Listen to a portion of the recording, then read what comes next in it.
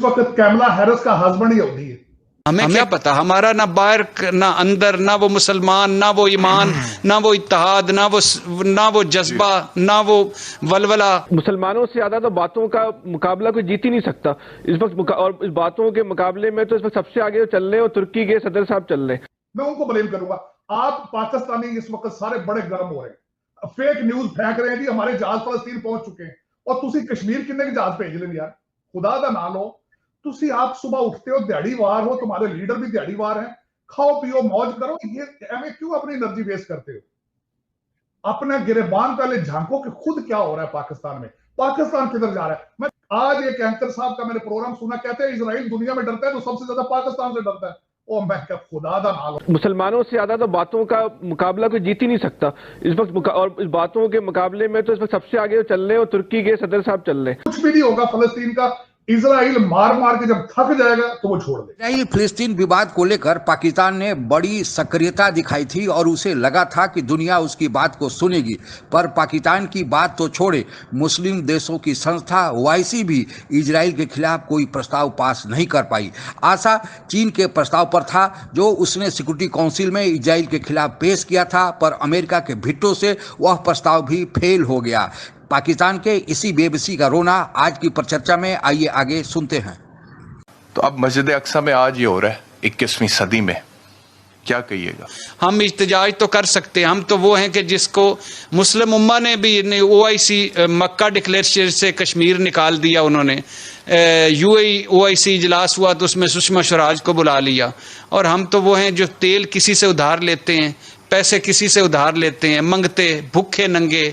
हमारी क्या औकात है, हमारी क्या हैसियत है, हमें कौन जानता है बाहर। हमने एक बयान दिया था, उन्होंने हमें ऐसा धोबी पटकड़े लगाए।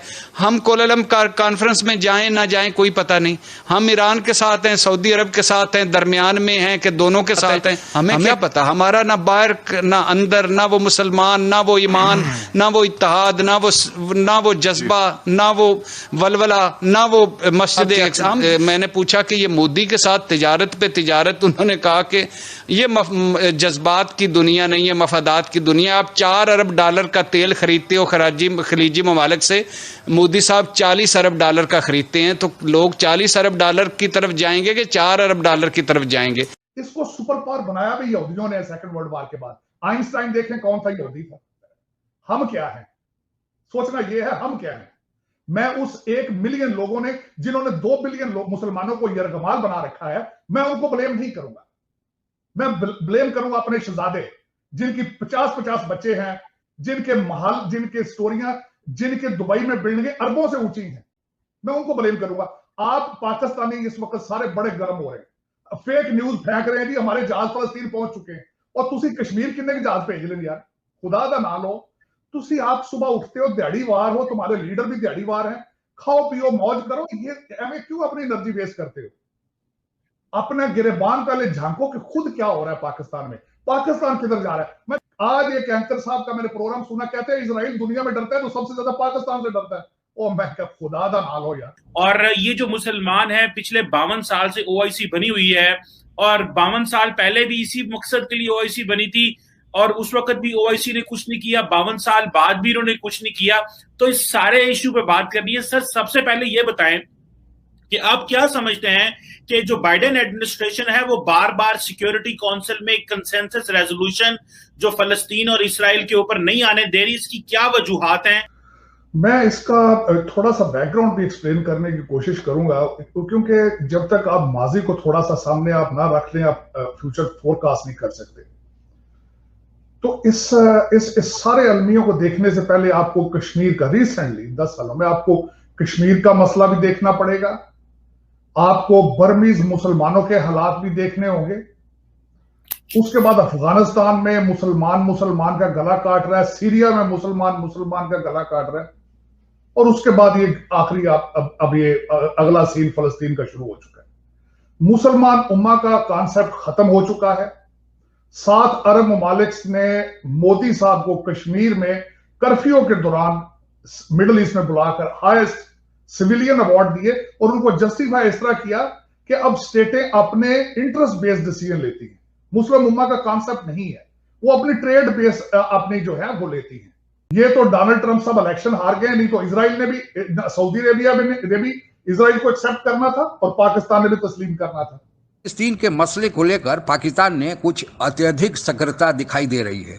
पाकिस्तान को यह लगता है कि चौधरी बनने का फिलिस्तीन के नाम पर यह मौका है और वह चौधरी बन सकता है, पर पाकिस्तान के आशाओं पर तुरंत ही पानी फेर दिया तुर्की के राष्ट्रपति तैयब उर्दगान ने। उनको भी मुस्लिम देशों के चौधरी बनने का बहुत ललक है, पर सऊदी अरब ओआईसी की कुर्सी छोड़ ही नहीं रहा। आप यह जान सकते हैं कि तुर्की अभी भी इजराइल के साथ राजनयिक संबंध बनाए रखा है, लेकिन अगर दूसरे देश राजनयिक संबंध इजराइल से बनाना चाहते हैं तो फिर वह उस पर रोक लगाता है और कहता है कि इजराइल जब तक फिलिस्तीन के मसले को हल नहीं करता तब तक उससे राजनयिक संबंध बनाना ठीक नहीं है। लेकिन अपना राजनयिक संबंध 1948 से, जब से इजराइल अस्तित्व में आया है, उसी समय से बनाकर रखे हुए है। पाकिस्तान ने फिर कोशिश किया कि अगर कोई और नहीं हो तो ओआईसी में पाकिस्तान का एक प्रस्ताव ही मंजूर हो जाए जिसमें इजराइल का सख्त शब्दों में मुजम्मत किया जाए या उसके खिलाफ कोई सख्त शब्दों में प्रस्ताव पारित किया जाए।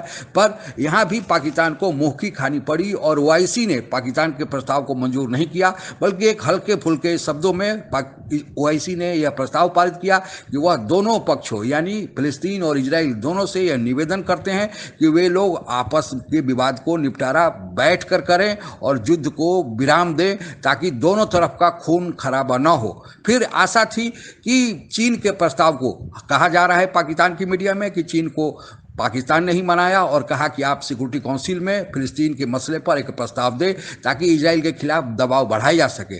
पर चीन के प्रस्ताव पर भी अमेरिका ने वीटो लगाकर उस पर पानी फेर दिया और वह भी प्रस्ताव पारित नहीं हो पाया। अब शायद पाकिस्तान के लोगों को यह रियलाइज होने लगा है कि पाकिस्तान का विश्व राजनीति में अब उतनी हैसियत नहीं रही कि उसकी बात कोई सुने। आप लोगों को पता ही होगा कि धर्म के नाम पर दो ही देश दुनिया में अस्तित्व में आए, एक इजराइल जो यहूदी धर्म के नाम पर यहूदियों के लिए 1948 में बना और दूसरा पाकिस्तान जो इस्लाम धर्म के मानने वालों के नाम पर 1947 में भारत से अलग होकर बना। परंतु आज इजराइल की स्थिति यह है कि उसकी बात सब सुन रहे हैं, उसके खिलाफ बोलने वाला कोई नहीं। और आज पाकिस्तान की दूसरी तरफ यह हालत है कि पाकिस्तान का सुनने वाला कोई नहीं।